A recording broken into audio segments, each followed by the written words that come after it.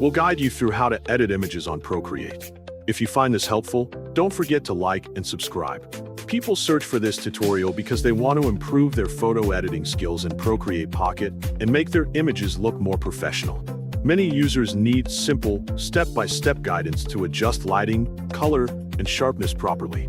Open Procreate Pocket on your device and begin by tapping the plus icon to create a new canvas. Choose the canvas size that best fits your project, considering the resolution and dimensions you need. Once the blank canvas opens, tap the Actions button in the top menu to access additional options. Select Add from the Actions panel. Then tap Insert a photo to bring an image into your canvas. Choose your image from your photo library and wait for it to appear on the screen. Adjust the image size by dragging the corner handles until it fits properly within the canvas. When you are satisfied with the placement, tap Adjustments to start enhancing the image.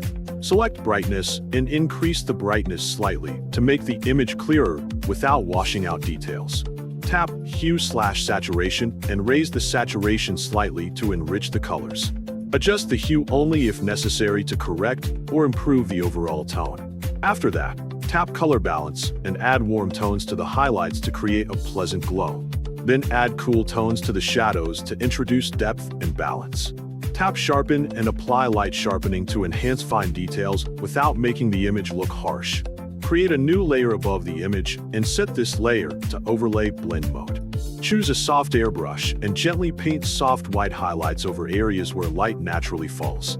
Lower the layer opacity until the highlights look subtle and natural. Add a vignette by using a soft black brush around the edges of the canvas.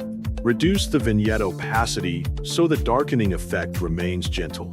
Check the overall lighting balance across the entire image and make sure nothing appears too bright or too dark. Fine-tune the color again if needed for a polished look. Finally, export your finished image through the Actions menu.